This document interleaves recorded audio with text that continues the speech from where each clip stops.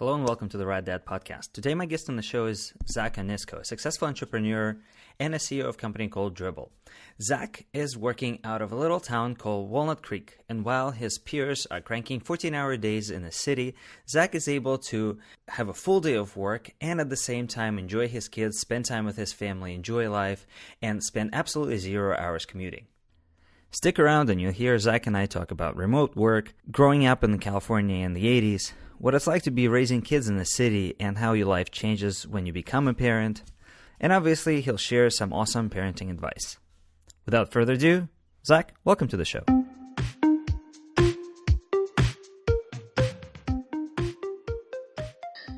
Let's see. I am a San Francisco Bay Area native, one of the few. I still born and raised here and still live here. I'm out in the East Bay in Walnut Creek. I run Dribbble.com, which is a large community for designers. It's a place for designers to show and tell the projects they're working on, get feedback, find job opportunities, things like this. But yeah, my career started about 20 years ago. I started as a web designer and I have a design degree, and then over the years that evolved into product growth and leadership roles at various startups. I've helped 3 startups now grow from kind of infancy to successful acquisition. I was most recently at Hired.com, and they're getting ready to go IPO bound in the next couple of years or so. And I joined Dribbble about a year and a half ago, and it's been a fun time since I started. We've been growing like gangbusters. We've been growing all the important KPIs. Is Dribbble the first company where you're working remotely? Full time, yeah. Yep. That's awesome. So let's just talk about this. How can you be a dad to 2 wonderful daughters, grow a company, grow the KPIs, and do it all from the comfort of your home? Well, it's a luxury, but it's actually pretty sad that it is a luxury because I remember in the mid 90s there was the Sandra Bullock movie, The Net, and she was like hacking on a beach, and I was like, man, that's what it must be like to work on the internet. Yet for 15, 20 years I was commuting to San Francisco, and the companies I worked for, we paid very expensive rent. San Francisco is this hub for tech talent, but people get paid 3x the national average salaries for their jobs. Rent's very expensive and competitive, so it's hard for people to live in the Bay Area. And it's also hard to retain talent because people are just hopping and jumping from company to company. For me personally, I was commuting 2 hours a day just at my last job before joining Dribbble. Then I would, spend 10 hours at work. So it's like half the day, I'm gone. And so I just wasn't seeing my family before. And, with Dribbble, the culture we're building here is that, we're remote. Well, remote's kind of the wrong word to use. Distributed is a better word, I think. And it's great. I have my kids. My mother-in-law is retired and she watches our girls during the day, but I, get the kids ready for school and send them off. And, they come home around lunchtime and they can eat lunch together. And my oldest daughter lost a tooth a couple weeks ago, and I was here to witness that. And so I'm just a part of my family's life now. And that's what, working on a distributed team has given us. And, the cool thing is that this is something that our entire company feels that we have a lot of folks with families. We have a very, because we don't pay for headquarters, for office space, we reinvest that into perks for the team. So we're able to do things like, Dribbble has a 3-month paternity leave for whether you're the mother or the father, fully paid. We do things like, full medical, dental coverage, not just for our employees, but for their entire families. So doing things like that are very family forward, but, the freedoms we get from being able to work remotely, is really just the foundation.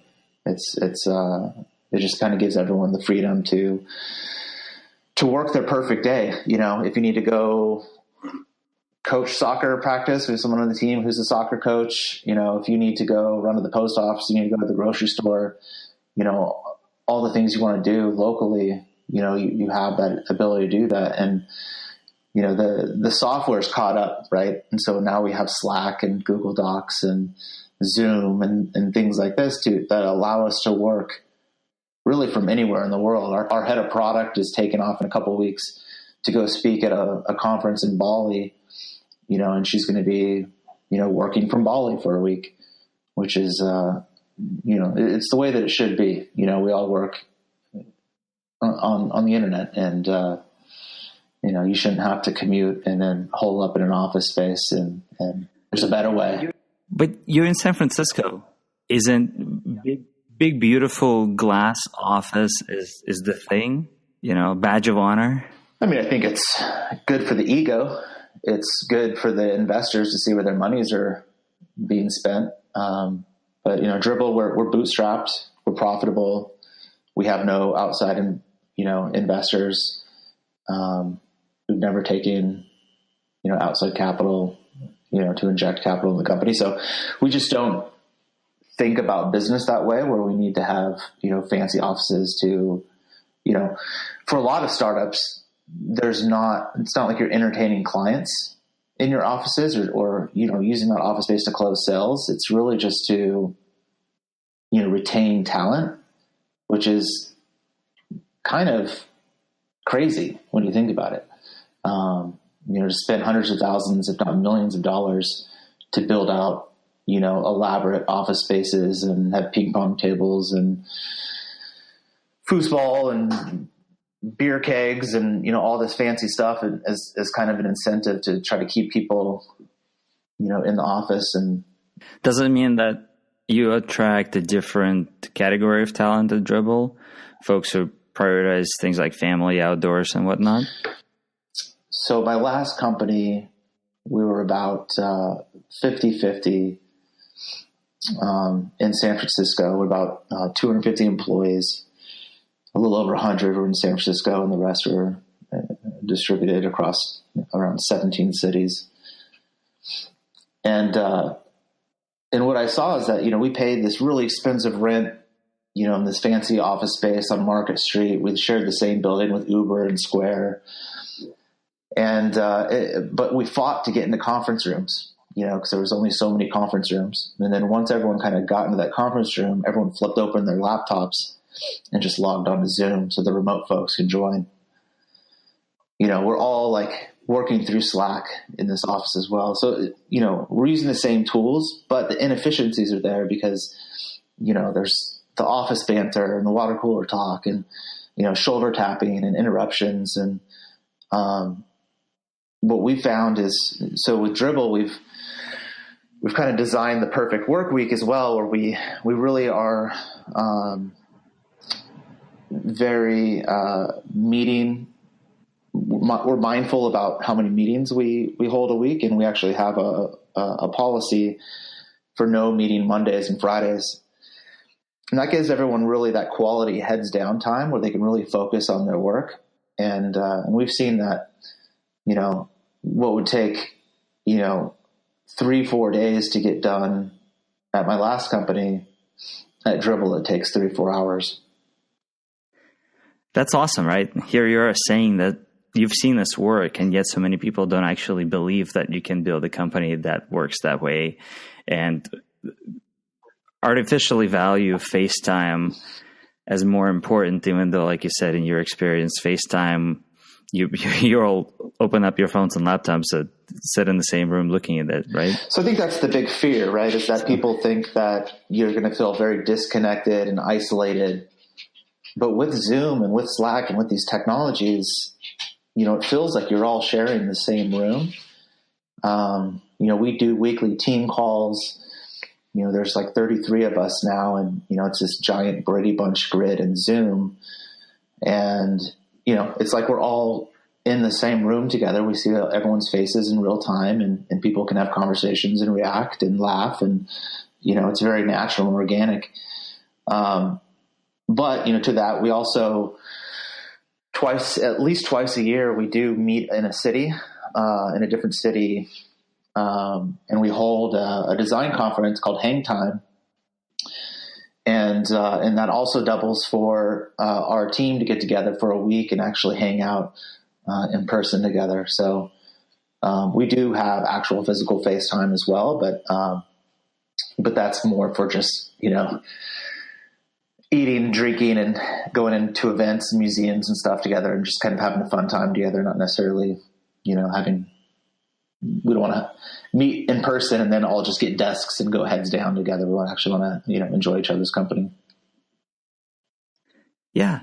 That sounds wonderful. I was just reading a book called Principles by Ray Dalio. Yeah. And he talks about how he was running his company as a big family for a while, and everybody was working out of the same barn for, years until they made enough money to get a fancy office. Mm-hmm. But why not? And I think there's so much pressure in Silicon Valley to also maybe appear like a startup, right? Mm-hmm. Or not necessarily pressure, but everybody kind of plays that game, while as just really making a business that works and makes money should be the priority first, and then everything else second. But so how does all of this tie into your parenting? I remember seeing this photo on your Instagram, how I think you stepped away, you were working from home or something, and then you stepped away for a second to play with your daughter. And then in a blink of an eye, your walls were covered in paint or something like that. Lipstick. She was playing. Lipstick? Oh, lovely. My 2-year-old likes to get into my wife's drawers. And then the good thing about lipstick, it actually wipes cleanly away from most things. You wouldn't think that was the case, but it's actually pretty easy to clean up. We've since gotten a lot of washable crayons and markers to help with that as well, because she's very much into finding her own canvas. No, that's awesome, and that sounds like you're the parents who let it be. Because I've talked to some parents who say, "Well, our furniture is white or our walls are white. If we give her a crayon, we're gonna have crayons on the walls." I'm like, "Yeah, well, paint them after." My entire house is white. We have a very modern aesthetic and lots of, clean lines and corners and, but kids are kids and they're going to write on walls. And so just, you got to get the Mr. Clean little wall scrubbers. Those things work like a charm. Magic eraser. Yep. Does it at all impact your work when you need to focus and all of a sudden your kids are knocking on the door or want to play with daddy? No, I try to take breaks throughout the day. I think if I didn't give them attention through the day, that they would probably inflate and explode. My oldest is 5, and she comes into the office and we'll draw on my desk off to the side, and I'm having Zoom meetings with different folks in the team, and I'm pretty laid back about it. I'm not that poor guy on the BBC with his kids rolling in on a live stream. That happens to me, multiple times a day.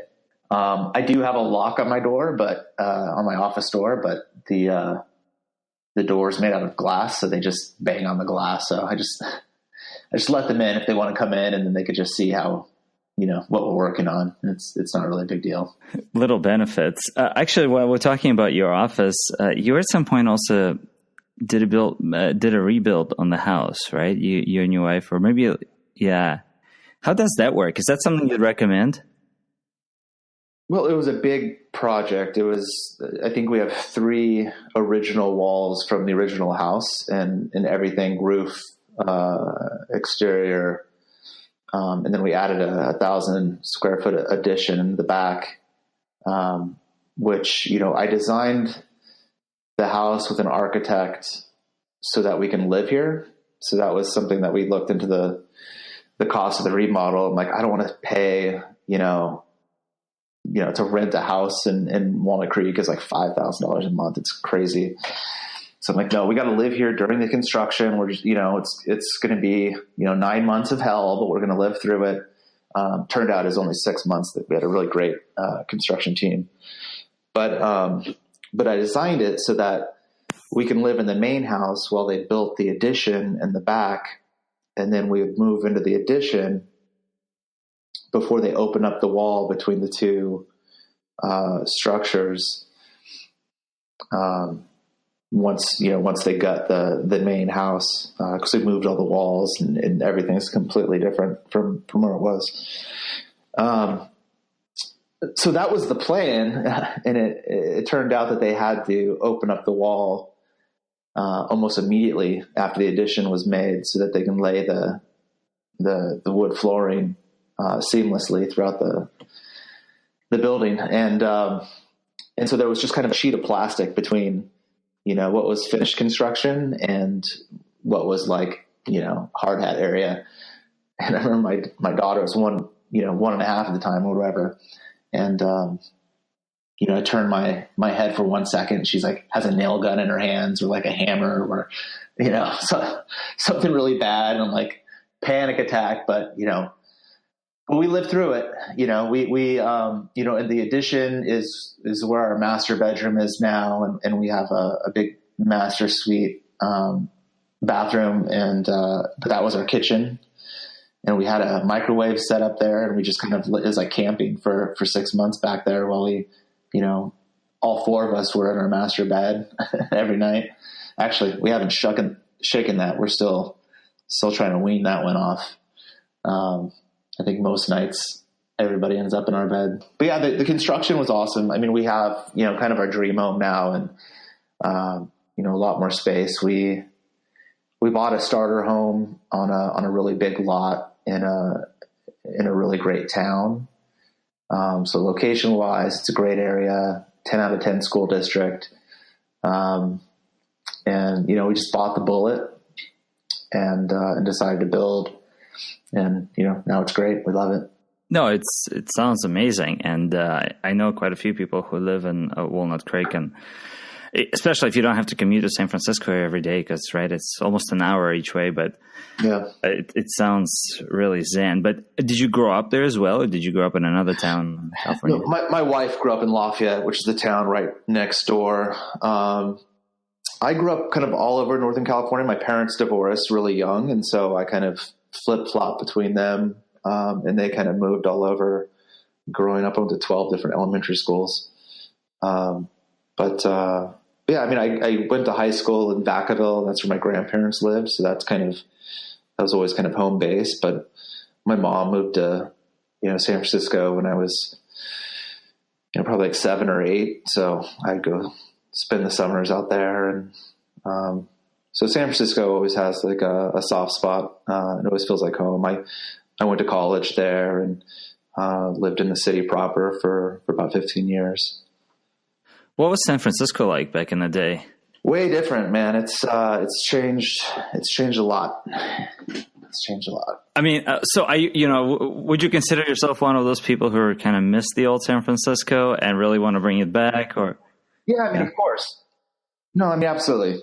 I think that there's good and bad. With the tech boom, we have better restaurants and there's just, better infrastructure and there's things just being built that makes, more livable and more people could live there and all this stuff is being invested into the city. But, what we lost is, that bohemian culture, that special thing that made San Francisco this kind of really unique, community for the arts, where there was always like live music, or there was like art shows, or there's like, so, the new economy's really pushed a lot of those, artistic, creative people out of the city. And I think a lot of them moved to Oakland originally, and now it feels like, now Oakland's, becoming, affluent and pushing a lot of those types out as well. So, yeah, I mean, I miss those days. But that said, like, I remember, the Soma district now is like super nice and full of, fancy lofts and office space. And, but it used to be like a warehouse district, and it was like super, super sketchy. But there were like warehouse parties and like raves and like all this crazy stuff that used to happen in San Francisco that it just doesn't happen anymore. I talked to another interviewer on the podcast, Parker Thompson, who also moved out of kind of downtown San Francisco when they had kids. And his take on this was that in downtown, your kids would end up going to school with, billionaires and millionaires, which is a bubble in itself. And if you go a little further, you can kind of find quote unquote normal people. Is that what you guys are experiencing in Walnut Creek? So my wife and I moved to Oakland when we got married. And I was working in a startup at the time, and we paid for the thing ourselves. And so we saved up, and then once we got pregnant, we decided to move back to the city. We're like, we're gonna be those city parents. And once my daughter was born, we never left the neighborhood. We kind of ate at restaurants there, and our rent was expensive. But then we started to look at, I think my daughter was approaching her first birthday when all of our friends were like, "Well, are you on the waiting list for preschools?" And I'm like, "She's like not even one yet. Why do we have to get on the waiting list?" And so, it's very impacted everywhere you look. There's also, a lottery system for schools. We had some friends who were like, living in like Hayes Valley and had to commute to the marina to take their kids to school, which is like, it's just, I'm a huge, anti-commute guy. So, that just didn't sound like fun. And then, we had a great private school that was like right on our block in Potrero, but it was like $40,000 a year for kindergarten tuition. Whether or not we wanted our kids to be mixed with, affluent people. I mean, we have a mix here in Walnut Creek. There's regular people, but there's also, there's some affluent people here as well. But, more so it's like, can we live a happy life and, have a normal life is great. I look at what we've built here in Walnut Creek over the last, 3-4 years or whatever. Leaving the city for me was like a big adjustment. It took me about, a good 6 months to acclimate, like needing to get in the car to go get groceries. Like I used to just walk down to the market, in San Francisco, so some of that was an adjustment. And also you kind of leave your single friends behind when you start a family. And so that was kind of an adjustment, was kind of building our new kind of friend network, out here in Walnut Creek. And that was through, preschool, really. Like we kind of singled out the cool parents at the preschool, and, turned out a lot of them lived in our neighborhood. And, so now we get together and we, do barbecues and stuff on the weekend or hang out. We've now kind of completely transitioned and embraced, suburban life, and we really love it out here. No, that sounds great. And just the other day there was an article about how our generation is having less kids because we're all broke, or at least the younger generation, and people. Up until it's time to have kids, people don't realize just how expensive it can get to have kids. And you mentioned, right, private school tuition, $40,000 a year. Like some people make $40,000 a year, period. And it's so kudos to you guys in the company that you can do it remotely. And it's really too bad that more companies don't do it, because it really enables you to have a high quality life while not spending millions of dollars doing it. Do you see anything that can help or kind of push this distributed work forward so that more companies adopt it? Like, do you think if you were to go back in the companies you worked for, there's anything you can do to convince them to, say, give up that downtown office and really just let people do their work wherever? I think this could have worked in the past with a lot of companies. And the reason it doesn't is because there's a lot of lack of trust. For a distributed team to work, there needs to be a foundation of trust. And you need to get, hire good people that do good work, and, experts in their functional, functional focus.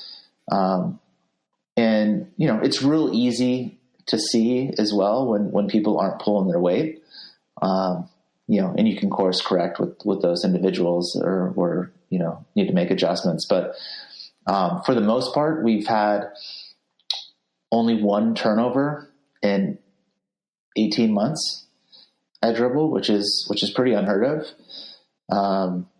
So, by giving people these freedoms, respect and responsibility comes with that. And, I'm surprised that more companies don't. Well, actually, we're on this trend. We're starting to see there's some big companies, there's Envision, there's Automatic, there's Elastic, GitHub, Buffer, Zapier. There's a bunch of growing companies who are 100% distributed.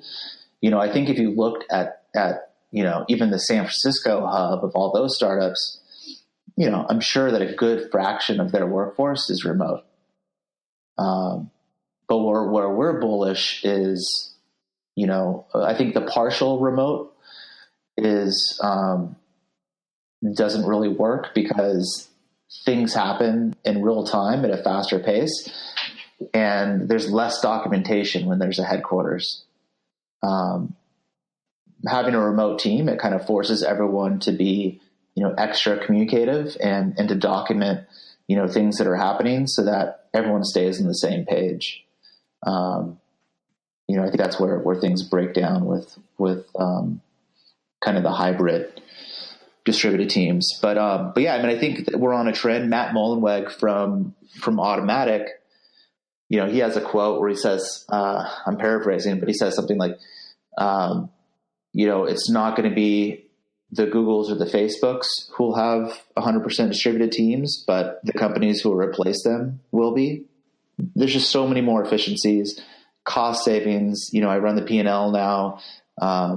There's so many upsides, and beyond just the perks of having the freedom and the flexibility to make your perfect day, free of over exhausting meetings. We're having meetings for meeting's sake, making sure that people have time to do work, but also having time to do life, and spend time with family and actually clock a 40-hour week and not, a 60-hour week, so that you can have time on the weekends to hang out with, friends and family or just do whatever you need to do. Another thing we do is half our team is in Canada, and half our team is in the US. And so we just celebrate both US and Canadian holidays. So it gives everyone a handful of extra 3-day weekends throughout the year, which is nice to, go get stuff done or, go do whatever. Yeah. It was, for us, it was weird when we'd have, a Canadian holiday and half the team just wasn't online, and the US folks were like, well, I'm not able to get as much work done. So. Yeah, so it sounds like it just requires a little bit more attention from management and probably restructuring the way you're thinking about management, but it's totally doable. And if only more people made an effort to move into this direction, it's completely possible, right? For people to be happier and more engaged at the same time. So when you're not at work or in those breaks throughout the day, what do you do with your kids? There's 3 and 5, right? What do 3 and 5-year-olds do for fun? We do a lot of, we have a park nearby. That's the nice thing about the suburbs. There's a lot of playgrounds and fun things to do outdoors. There's a couple amusement type places that have rides, permanent rides that we like to visit. There's a place called Fairyland that's in Oakland that's it's been there forever. It was actually the place where Walt Disney got the idea for Disneyland. But that place is fun. There's animals, there's rides and slides and merry-go-rounds and things like this. It's pretty cool. But yeah, we try to just, on the weekends, we try to get outside. We have, I have what do you call it? There's like a half a bike that's attached to my bike that we cruise around the neighborhood with my 5-year-old. So we do family bike rides, and cruise around and, have picnics at the park and just, regular family stuff. I don't think we do anything too crazy, or, we don't, I'm not a crazy, homework parent. So, our kids are super young. My oldest is in TK, but we try to, encourage, learning to be fun. My mother-in-law was in the back room with my 2-year-old.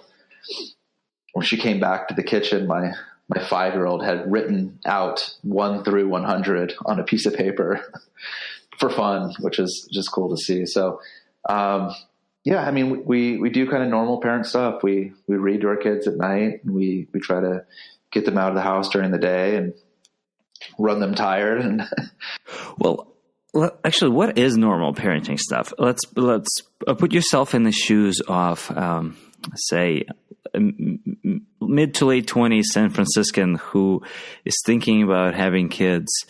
What changes? Everything is changing, but what's life going to be like? Everything does change. So I think, I was 35 and even then it was real scary for me, just, financially, psychologically, just kind of getting ready for, like, once you have kids, you're now have hero status for that one human being in the world, and you don't want to be cast in a negative lens for that person. So you start to think about, your upbringing, what you liked or didn't like about the way that your parents raised you. But yeah, if you're thinking about having kids, I think the old adage is that there's never the right time. I think that's true. But if you live in the Bay Area, it's expensive. If you have kids, it's really expensive. I do have friends who are still in, like, the 1-bedroom flats in Nob Hill, and they have, like, a nursery built into their walk-in closet, and that's totally comfortable for them. But, for us, it was nice to be able to move out to the East Bay and have a yard. We have 4 redwood trees on our property, so it feels like we're kind of, a little mini Tahoe here. And we have a private lane where the kids can ride their bikes without worrying about traffic or cars or kind of strangers coming on the property. And that kind of stuff's important to me. And those are the decisions that we made as parents to, kind of build a better life and more stability, for our kids. I grew up, I mentioned my parents divorced very young. I was raised by my dad primarily. He was an entrepreneur who was, always working, and, it wasn't always, peaches and butterscotch. It was, kind of a rocky road growing up, and there was a lot of uncertainty and instability. So for me as a dad, my goal is to provide some level of normalcy and stability for my kids, so they just have less to worry about and stress, and they can just live a happy life. Can you tell us more about what it was like growing up with your dad? Because I feel like it's, in a way, a little bit unusual. More often you hear about kids growing up with their moms after divorce than with their dads. Yeah, so my mom had me at 18, so she was really young. And then when they split, she was just, immature to raise a child. And my dad had a business and had some money coming in, and so there was custody battles for a few years, and the court decided that I would live with my dad, and so that's who raised me. But that said, it was very rocky. There was, we lived very much in poverty growing up. There was some times where we were in between places to live and, had to sleep out of the van for a few nights while my dad figured things out. And, he made it kind of fun, like we were camping, but kind of looking back, I'm like, oh man, that's, it's not a great environment to put kids in. There was also just, my dad did the best. He was 23 when I was born, so he wasn't that much older than my mom. But he was trying to do his best, but it was rocky for sure growing up. But there were times, where we had to take welfare from the state and eat government cheese and that, and there was but there were short periods, and I feel like there were just times where my dad couldn't find work. And so those were rough times, but we made it through. And in an odd way, I'm happy you say that, because there's so much conversation about sort of the Bay Area being now built around the affluent, right? How you are no longer able to sleep in vans in the Bay Area, and people have to commute for hours on end to get to their work. And in a way, hearing you say this, it's like you struggled, but you were able to, well, your dad in that case, right? You were still a kid, but your dad was able to get back on his feet and kind of raise you all by himself. Well, do you think if the same was happening today, you'd have to move somewhere? Like, would that opportunity still exist? Because it depends on the profession. My dad ran a chimney cleaning company. So, that's kind of a very blue collar job where, we definitely wouldn't live in the Bay Area. But even where we were in Vacaville, which is getting out into the valley where homes are cheaper. And even back then in like the 80s, it was still, it was a struggle to find, be able to afford a nice place to live. And it's tough. Growing up in that environment has also driven me, and it's been kind of my focus for my studies and professionally and what I wanted to do and where I saw opportunity. It's really kind of pushed me to build a better life from experiencing, kind of the bottom. Yeah. And it sounds like, we're talking about affluent, but you did pretty well for yourself by doing really good for the companies that you worked with, right? Creative Markets, Hired, and now Dribbble, and I'm sure there were others in between. But it sounds like just this experiences gave you a whole bunch of humility to be able to relate and just kind of live a life. And I don't see you driving a blue Lamborghini and talk about startup success all the time, right? You're a cool dad doing his thing, which is admirable and quite awesome. Yeah, I try not to take myself or even my career too seriously. Even kind of my value as a CEO at Dribbble is really to, one is to provide a lot of value to the community, and we need to maintain growth in a profitable business, and also to be a positive function and support for our internal team. And then that's it, and that's really my job.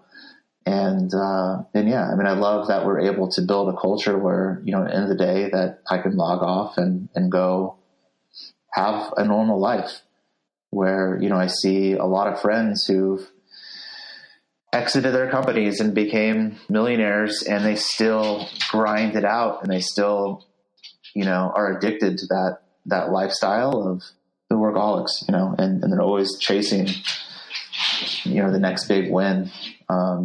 But for me, my family is my big win, and being able to, have time with them is what life's all about.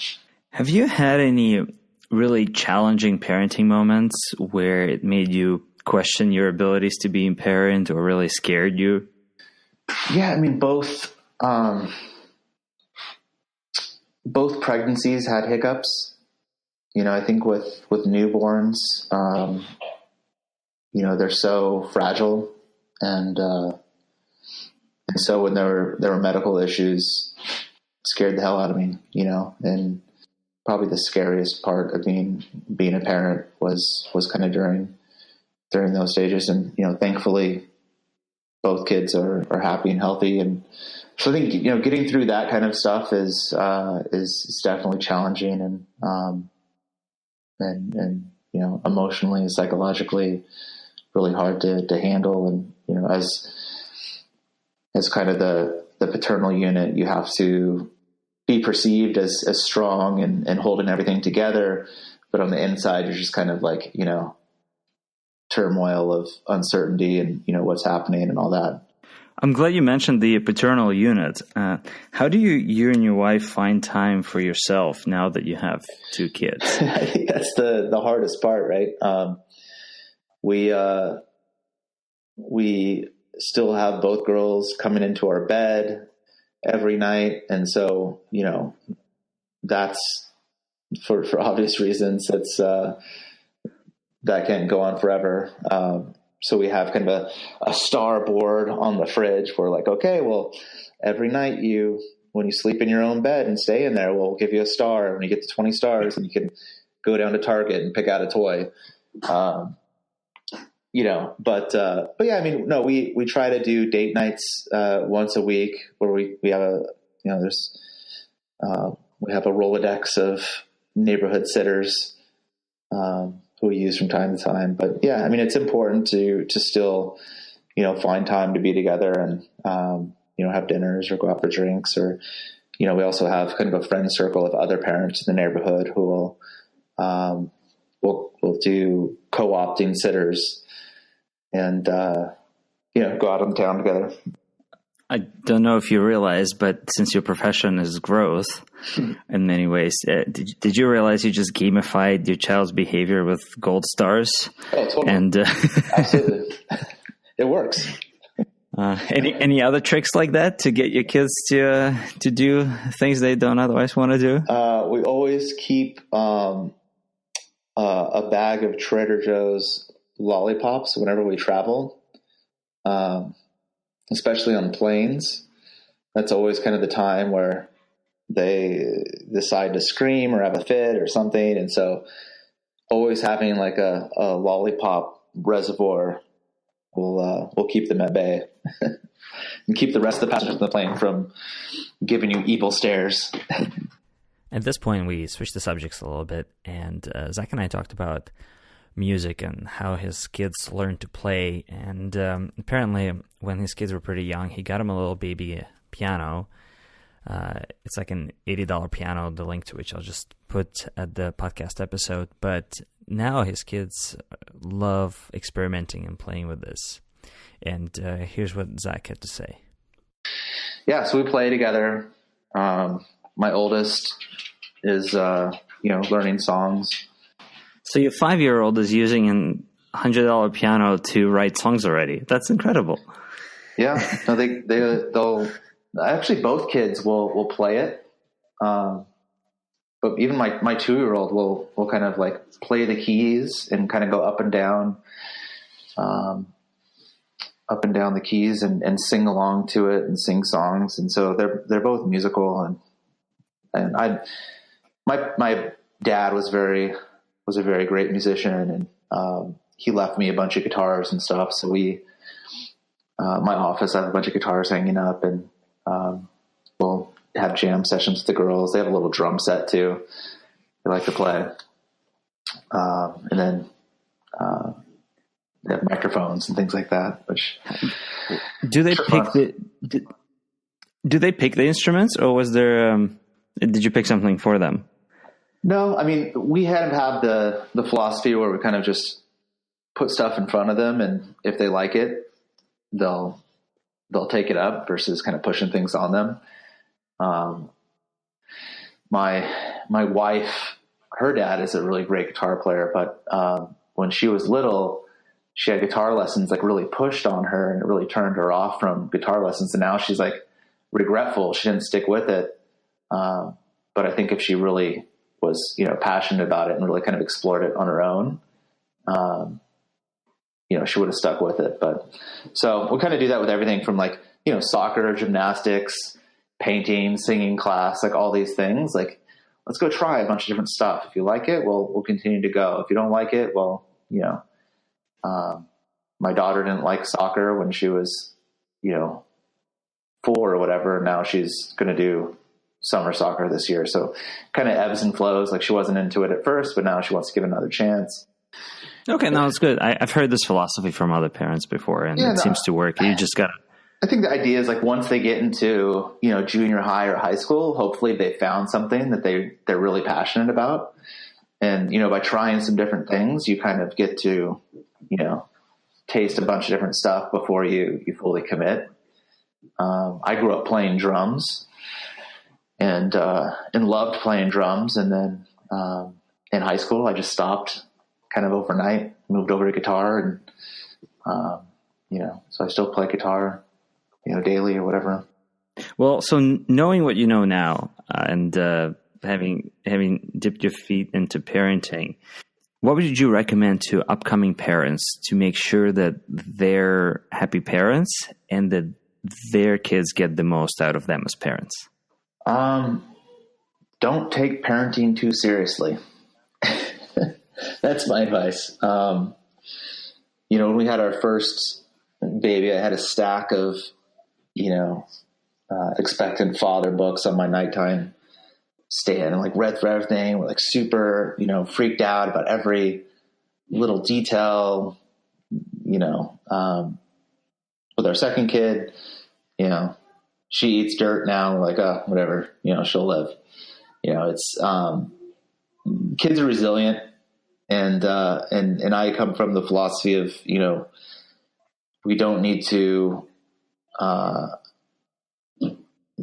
there's a lot of helicopter parents is what they call it. We're just kind of watching every move.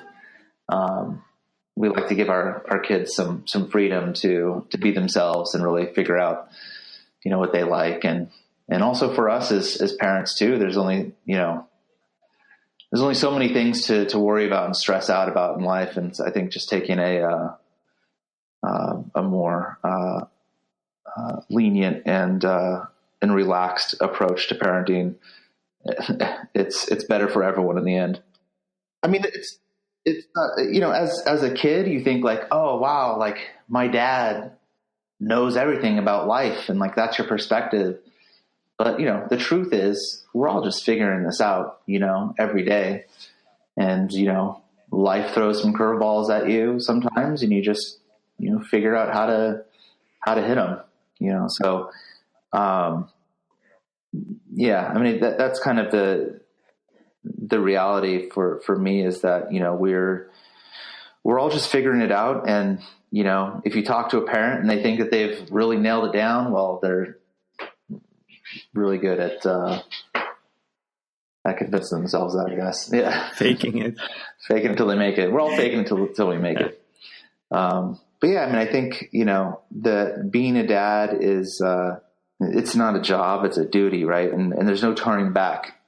So thinking about the quality of life that you want individually to have, as well as the quality of life that you want to give to your family and to your kids. And there's a financial part of that, but there's also, for us, the emotional side is, and psychological side is just much more important to us.